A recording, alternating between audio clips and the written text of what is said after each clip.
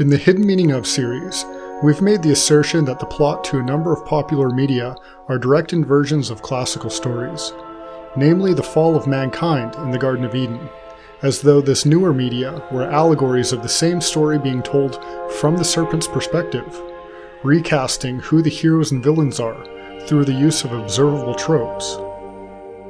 We find that the protagonists team up with either a secret society, an ancient leviathan, a rogue lieutenant dragon, or a subversive computer program. This leads the characters to accepting the story's version of a forbidden fruit, whether it is an otherworldly relic, a special enzyme, or the ascent of a prohibited tower.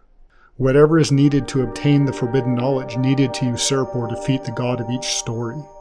In response to the Hidden Meaning Of series, one comment that keeps coming up is, can you analyze any stories that aren't inversions?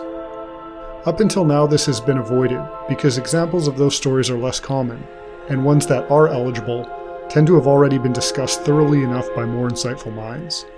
However, it is possible that we have a new addition to that list, a video game that is still in early access, not yet fully complete. So today we'll be discussing the Hidden Meaning of Enshrouded.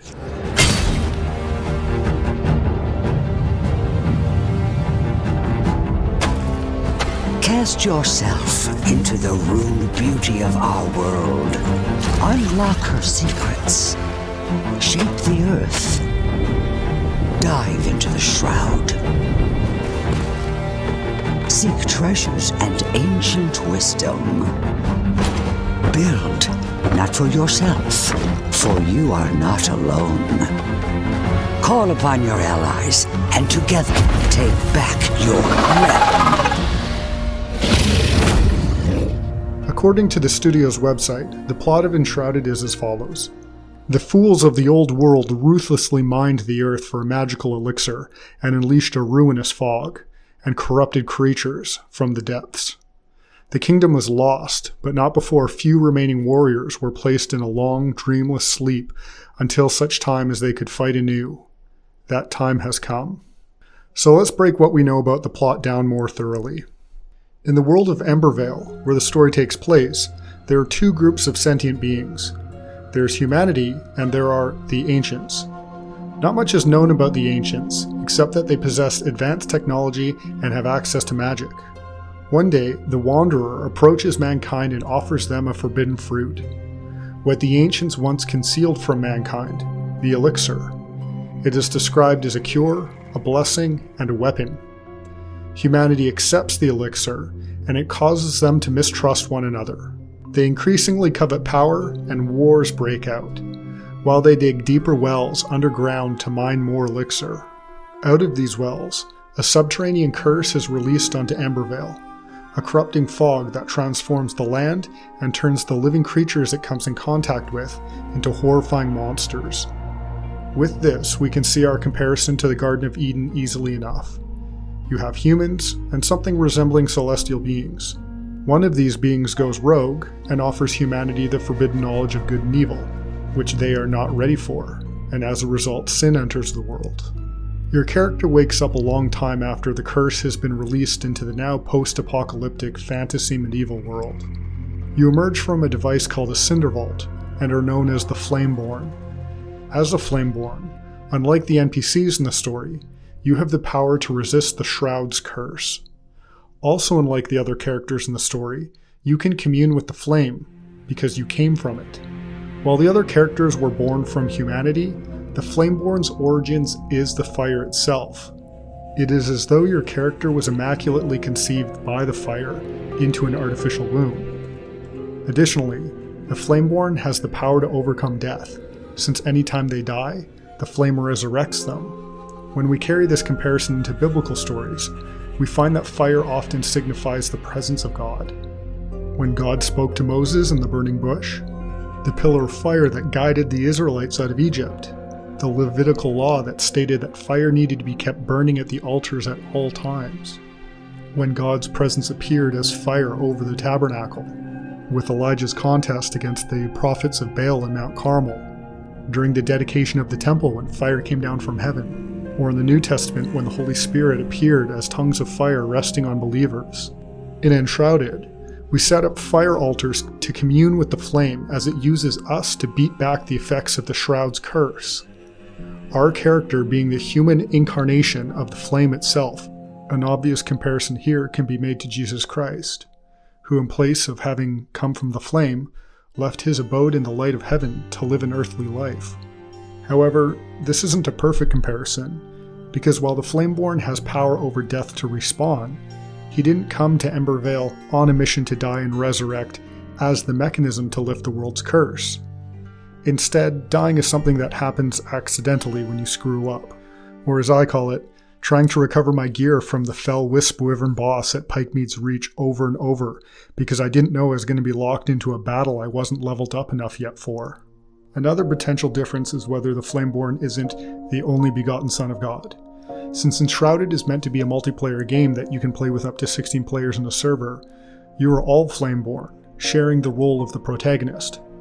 However, apart from being more difficult, there seems to be no difference to the plot whether you play alone or as a group of people. So this seems like it's primarily a gameplay choice and less of a narrative choice. To make further comparisons, let's look at the role of the NPCs in the game.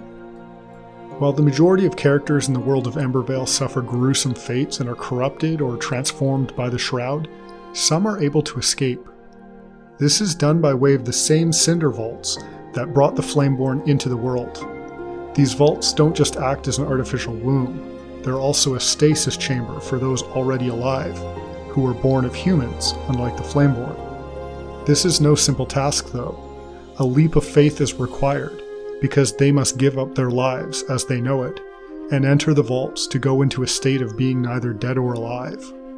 Being more than just symbolically baptized, they must take up their cross and pass through death, and trust that the Flameborn will revive them at some indeterminate point in the future. From there, they aid the Flameborn in lifting the curse from the land and reviving other NPCs from their vaults. Also of potential interest, one of the NPCs who plays an instrumental role in creating the Cinder Vaults is Balthazar, which is very similar to Belshazzar, who's commonly attributed to being one of the three wise men who followed the star to gift Jesus at his birth. As of yet, the game is not finished. We can speculate about where the story will go from here, but apart from wrapping it up by defeating some sort of final boss, I believe the major elements of the story have been laid out. As previously mentioned, it isn't a perfect analogy for the Christian worldview, but it's pretty close. The absence of any true atoning sacrifice from the protagonist is noticeable, but maybe constant exposure to the Shroud addresses this issue, as the Flameborn plunges himself into something resembling death in order to remove its roots and purify it. So there you go. There's the optimistic white pill so many have been requesting. A story that isn't a Gnostic inversion. Are you convinced? Or have you fallen for another inversion? A ruse. My purpose for creating the Hidden Meaning Of series has always been to try and show people how to recognize when they're being led to or relate to stories containing Luciferian suggestions, which they may not have otherwise sympathized with were it not distributed to them through the medium of entertainment. This case is a good example for how a story being a few degrees off can still invert the meaning entirely, as it's possible that the closer something is to the truth while still deviating can make the inversion all the more powerful. To understand what I mean, let's fill in a few gaps in the game's lore by listening to how the creative director describes it in an interview. There's been an event which basically opened the door for an evil force to enter the world, that basically took out all the existing cultures that lived there before, like humans, and another race called the Ancients, which were less related to each other before this event. They basically saw the end coming, and then created something that combined their powers to potentially have the chance to take back the world, as they couldn't prevent it themselves at this point in time. So that's the general background for how the Flameborn came into existence, merging this human shell with the specific power of this other race, which are more of a hive mind. I don't know if I need to talk too much more about the details there, but yeah, they work a bit different, collect knowledge, and are less interested in human things in general. Each single race couldn't face the evil at that point in time, so they tried to combine their force in that one. So we've now learned that the ancients have become a hive mind that humanity must merge with in order to survive. That alone recontextualizes the story presented.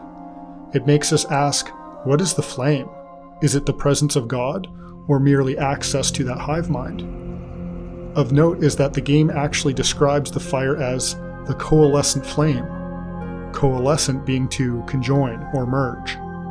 If we look back and remember how the Saturn cube was described in the Subnautica video, the Saturn cube can be described as a hive mind god. The Saturn cube is the entrapped physical world which they wish to undo, to get an all-flowing hive of all minds combined into a greater intelligence. The hive is the new messiah they wish to bring about. Saturn worship has the end goal of joining humanity together into a giant hive mind meta-life form. If the ancients are gone, and the flame is the remnant of the hive mind they left behind, does this make it similar to a digital recording or an AI, like we saw in the Talos principle? In both cases, knowledge was stored in the spires. We should also point out that the Flameborn emerged from man-made technology. If the purpose of this technology was to merge humanity with the powers of the ancients, is it reasonable to compare the Cindervault to something like a Neuralink, making this another transhumanist ascension story? If the flame isn't a stand-in for the presence of God, is it more representative of the flame in a Gnostic Luciferian sense?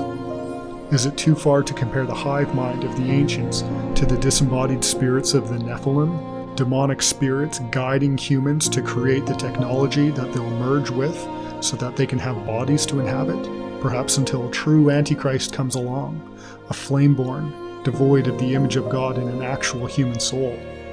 If this is a story about transhumanist ascension, we notice that the only ones worthy of surviving the shroud are those who yielded their humanity and give up the image of God to merge with a conduit that allows the flame to take their very soul, to accept their mark of the beast. In fact, maybe the shroud isn't even a curse at all. What is seen as the shroud could be a warped projection by those possessed who gave themselves over to the flame. The shroud being depicted as contamination, just a hysterical straw man. The subterranean threat actually representing the judgment of hell. The undead it produces are just those who made the decision to repent and change their lives in accordance with the knowledge that they will one day be judged, so that they respect and fear God, modifying their behavior in alignment with Him, yielding their own self-interest, making them appear irrational or mindless to the values of those who are possessed.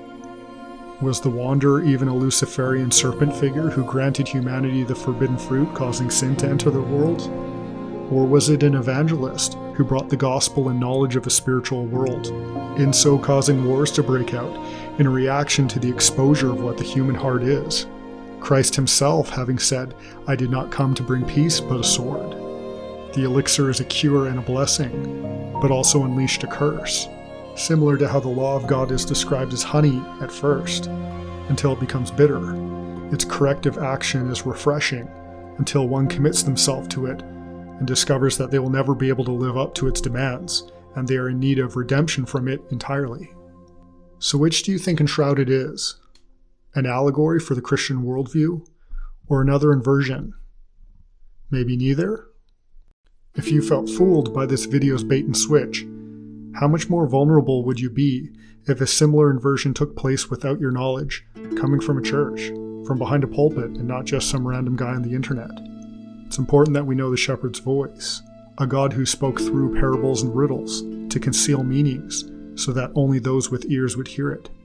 If you're annoyed that I didn't give you your perfectly crafted new Christian allegory to be refreshed by, and you're still hungering, perhaps that's an indication that you're supposed to be the one to write the new allegory, or at the very least, to find it in pre-existing work and make a case for it. For myself, as I near middle age, I look back at why I became a Christian in the first place as a teenager, even after so many of my peers have since fallen away over the decades. I think for most people it's just a matter of the culture they're surrounded by, which is why I felt it so important to decode the messages that popular culture is creating. I read the Bible and saw that it contained the perfect story. It explained everything I needed about the world around me, at least the important things anyway, about human nature, the consequences of our actions, the necessary conditions for our redemption. But since this is meant to be a story about Enshrouded, I'll wrap up by saying that the game's been fun. People are building some very impressive things, and it's one of the better survival crafting games I've ever played. If it's up your alley and you have the time, I would recommend it. That being said, as much as I wanted it to be, I wouldn't expect it to be more than just another hidden meaning of story. Thank you for watching.